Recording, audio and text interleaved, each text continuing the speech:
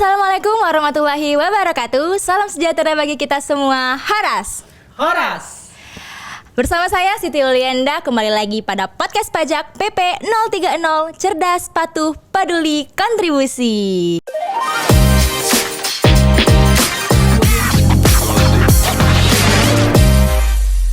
Baik, podcast kita kali ini akan membahas mengenai Peraturan Menteri Keuangan Nomor 41 Tahun 2023 yang mengatur mengenai pajak pertambahan nilai atas penyerahan agunan yang diambil alih oleh kreditur kepada pembeli agunan. Nah, jadi apakah ketika kita meminjam uang ke bank misalnya untuk modal usaha dan ketika kita mengagunkan sertifikat rumah, apakah pada saat uang pinjamannya cair akan dikenakan pajak?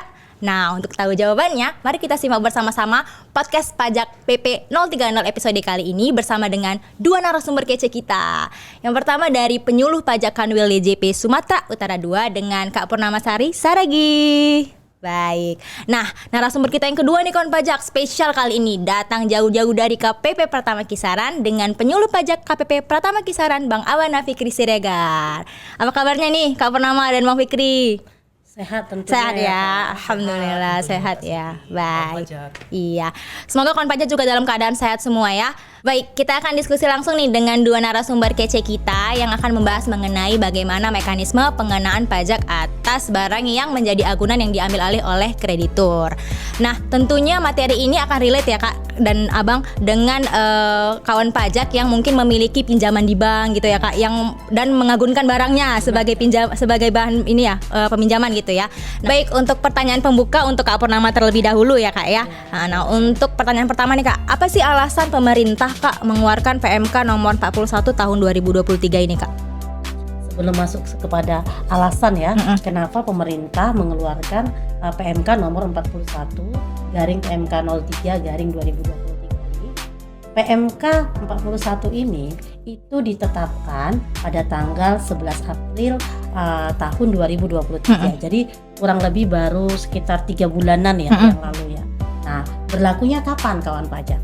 Ketentuan ini berlaku sejak 1 Mei 2023. Ya.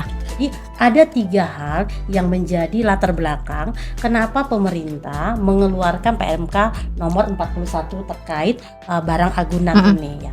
Yang pertama itu tentunya untuk memberikan keadilan dan kepastian hukum kepada wajib pajak. Nah, di mana ini sesuai dengan Undang-Undang Nomor 8 Tahun 1983 tentang pajak pertambahan nilai atas penjualan barang dan jasa, dan juga terakhir kali Undang-Undang Nomor 8 ini kan diubah itu dengan Undang-Undang Nomor 7 Tahun 2021 tentang harmonisasi peraturan perpajakan. Baik. Jadi poinnya untuk keadilan. Yang kedua itu adalah bahwa saat ini ya, ada terjadi sengketa tentang pengenaan PPN atas eksekusi agunan oleh pihak pembiayaan atau kreditur, di mana yang menjadi objek sengketa pemeriksaannya itu adalah sampai dengan saat ini tuh sampai ke level tingkat pengadilan, bahkan sampai ke Mahkamah Agung. Oke. Kemudian alasan yang ketiga itu dasarnya itu adalah kita ketahui bersama dengan diterbitkannya Peraturan Pemerintah Nomor 44 Tahun 2022 tentang penerapan terhadap pajak pertambahan nilai atas barang dan jasa dan pajak penjualan atas barang mewah. Maka PMK 41 ini mengatur lebih khusus. Mengatur lebih khusus yaitu memberikan kepastian hukum atas bagaimana pengenaan PPN atas penyerahan agunan yang diambil alih oleh pihak kreditur kepada pembeli. Jadi pengenaannya itu dilakukan pengaturan terkait pengenaan PPN kepada pembelinya. Seperti itu dia kawan pajak. Baik, itu tadi ya kawan pajak ya alasan kenapa pemerintah mengeluarkan Peraturan Menteri Keuangan Nomor 41 Tahun 2023 ini.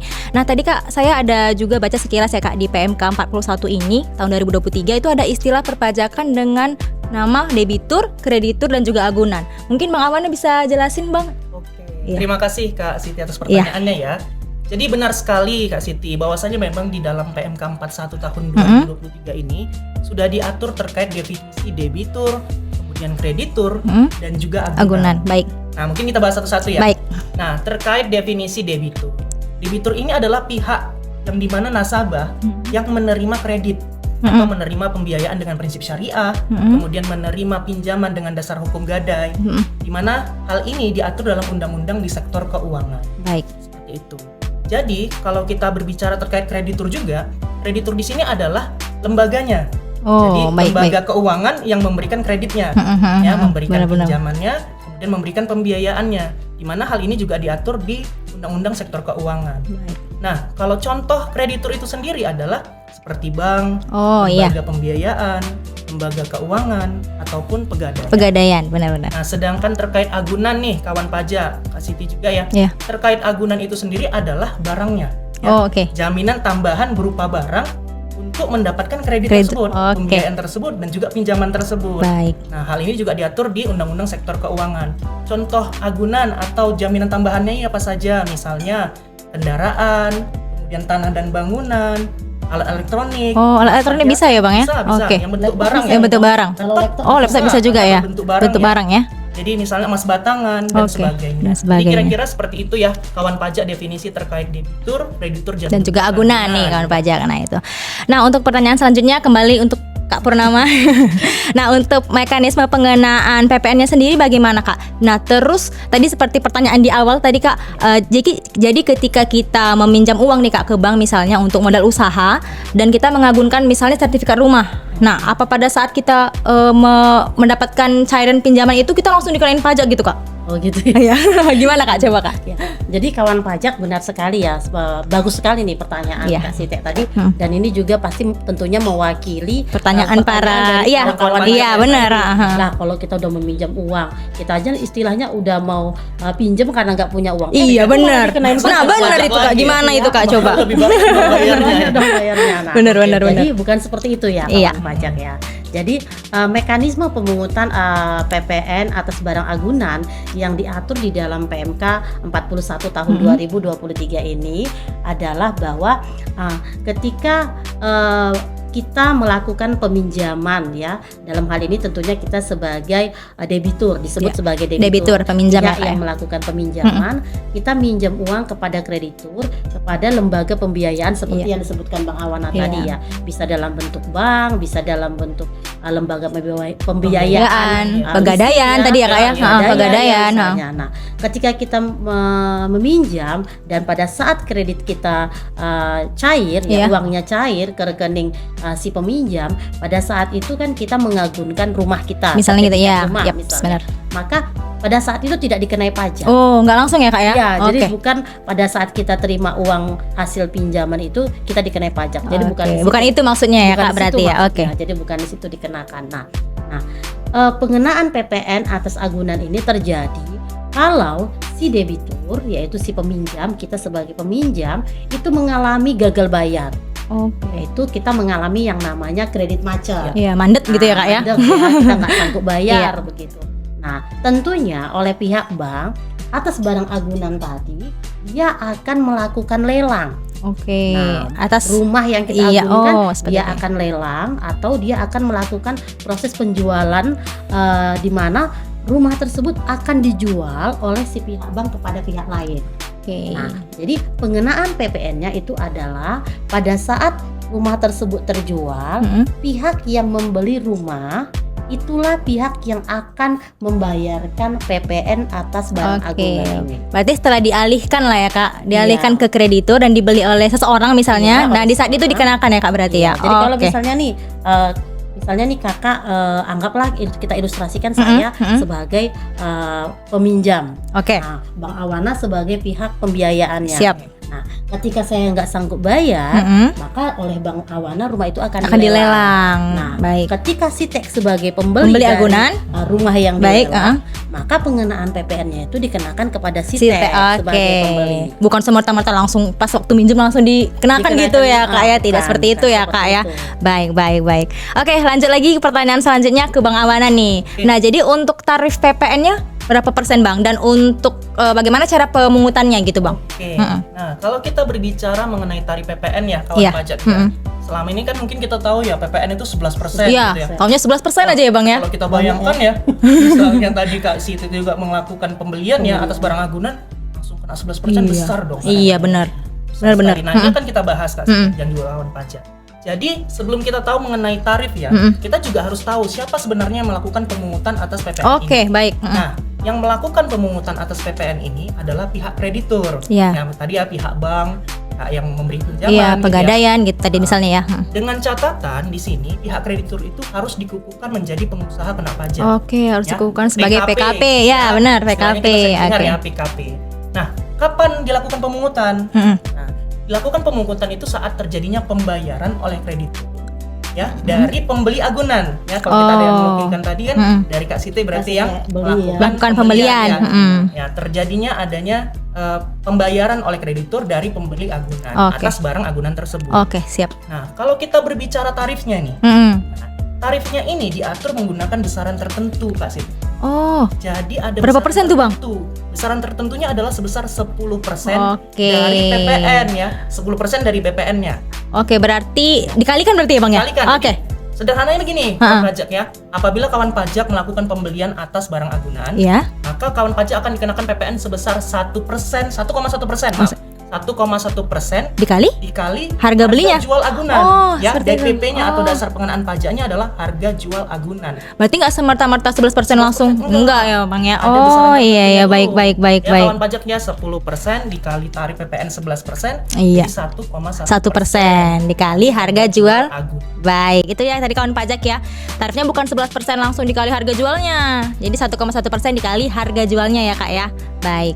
Nah, sebagai pertanyaan penutup nih pada episode podcast kali ini, Kak dan Abang, mungkin untuk Kak Purnama nih. Nah, untuk tadi sempat dibahas oleh Bang Awana terkait dengan pengusaha kena pajak ya, PKP. Nah, untuk kewajiban perpajakan dari PKP ini sendiri gimana Kak? Dalam hal ini adalah sebagai kreditur ya Kak ya. Tadi sebagaimana disampaikan oleh Bang Awana bahwa pihak pemberi kredit Iya, ya, atau kreditur, bisa dalam bentuk bank, lembaga pembiayaan atau pegadaian, di sini wajib dikukuhkan sebagai pengusaha kena pajak. Nah, maka dalam hal ini ketika lembaga ini dikukuhkan sebagai pengusaha kena pajak, maka berkewajiban untuk menerbitkan yang namanya faktur pajak atas penyerahan barang kena pajak, yaitu tadi berupa agunan pada saat penerimaan pembayaran dari pembeli agunan. Oke. Jadi pada saat Sitek melakukan pembayaran di situ pada diterbitkan saat faktur itulah pajak. diterbitkan faktur Oke. pajak. Nah, dalam hal ini kawan pajak, faktur pajak di sini juga ada yang disebut dokumen yang dipersamakan atau diperlakukan sebagai dokumen tertentu yang dipersamakan, yang kedudukannya dipersamakan dengan faktur pajak. Jadi dalam hal ini ketika dia menerbitkan dokumen tertentu ya yang dipersamakan dengan faktur pajak ini, ada persyaratannya. Ya, apa ada itu Kak? persyaratannya. Jadi ada kriteria yang harus dipenuhi dalam hal yang diterbitkan ini bukan faktur pajak, tapi dokumen tertentu. Yang pertama, dalam dokumen tertentu itu wajib mencantumkan nomor dan tanggal dokumen. Oke. Nah, kemudian wajib mencantumkan nama kreditur dan nomor NPWP krediturnya. Nah, kemudian wajib mencantumkan nama dan NPWP pembeli. Jadi kalau Kak Site sebagai pembeli berarti harus ada nama dan juga NPWP-nya. NPWP-nya Kak Site. Baik. Ya. Kemudian wajib juga mencantumkan kriteria atau keterangan barang kena pajak yang dijual. Jadi kalau misalnya rumah dicantumkan nih keterangannya rumah, luas bangunannya berapa, luas tanahnya berapa gitu ya Kak, harus misalnya dengan jelas dia ya. tipe 54 atau tipe 70 misalnya gitu ya. Nah, kemudian juga wajib mencantumkan dasar pengenaan pajaknya, nilai DPP-nya berapa, dan mencantumkan berapa nilai PPN yang menjadi kewajiban dari si pembeli untuk dilakukan pembayaran. Gitu. Jadi harus lengkap dokumennya. Nah, itu tadi ya Kak ya. Yang terakhir nih, jadi bukan hanya buat dokumen dong. Jadi Kak, kirain setelah buat dokumen langsung selesai gitu ya Kak ya. Setelah dokumen nih. Wajib juga dilakukan penagihan ataupun pembayaran PPN-nya. Jadi dengan besaran itu 1,1% dari nilai DPP, nilai penjualannya. Begitu ya. Baik, begitu kawan pajak, jelas sekali penjelasan dari Bang Fikri dan juga Kak Purnama mengenai peraturan Menteri Keuangan nomor 41 tahun 2023 ini. Nah, untuk Kak Purnama atau Bang Awana nih, ada pesan yang mau disampaikan mungkin terakhir? Oke, mungkin sebelum kita tutup podcast kita. Ya. Mungkin begini Kak Siti dan juga kawan pajak ya. Jadi kawan pajak selalu ikuti media sosial kami ya. Benar. Kami kan selalu memberikan informasi dan pengetahuan ya terkait perpajakan. Terutama kita ngikutin podcast kita dong ya. Iya, tentunya di YouTube Kanwil. Ya. Benar sekali, Bang. Dan kawan pajak juga bisa langsung berkonsultasi dengan kita ya, dengan hadir ke kantor pelayanan pajak. KPP ya, kawan pajak ya. Dan perlu diketahui bahwasanya kawan pajak untuk layanan perpajakan itu bersifat gratis. Ya, tidak dipungut biaya apapun ya Bang ya. Baik, benar sekali itu kawan pajak. Jadi ragu-ragu Kak Sita ya. Iya, untuk baik. ke kantor pajak terus konsultasi terkait perpajakannya. Karena semuanya gratis ya Bang ya. Dan terakhir mungkin kami mengingatkan kepada kawan pajak untuk selalu menjalankan kewajiban perpajakannya. Baik itu kewajiban pembayaran maupun pelaporan dengan tepat waktu. Itu kawan pajak pesan dari Bang Awana. Mungkin Kak Purnama ada mau menambahkan sedikit? Saya menambahkan sedikit ya. Boleh Kak. Silahkan. Kawan pajak, bagi kawan pajak yang belum melakukan pemadanan NIK menjadi NPWP, ayo segera lakukan pemadanan NIK menjadi NPWP melalui akun DJP online kawan pajak. Itu kawan pajak, jangan lupa padankan NIK NPWP kawan pajak. Paling lambat kapan tuh Kak? Paling lambat itu 31 Desember. Akhir tahun ini berarti ya Kak ya. Nah, akhir tahun ini kawan pajak harus segera nih padankan NIK-nya. 1 Januari 2024 sudah berubah tuh ya Kak. Menggunakan NPWP kita itu sudah menggunakan NIK sebagai nomor NPWP kita. Begitu tuh kawan pajak. Baik, demikianlah podcast pajak pada episode kali ini kawan pajak. Terima kasih Bang Awana Fikri Siregar. Terima kasih Kak Purnama Sadi Saragi. Dan terima kasih juga untuk kawan pajak sekalian yang sudah menonton episode kali ini sampai akhir nih. Jangan lupa like, follow, subscribe semua akun media sosial Kanwil DJP Sumatera Utara 2 dan juga KPP Pertama Kisaran ya Bang ya. Di Instagram Pajak Sumut 2 dan Instagram Pajak Kisaran. Di sana memuat seluruh informasi perpajakan terkini, terbaru, terupdate pokoknya kawan pajak. Akhir kata saya ucapkan mohon maaf atas segala kesalahan kata dan terima kasih untuk kawan pajak semuanya. Sampai jumpa di podcast pajak selanjutnya. Pajak kuat, Indonesia maju. Bye.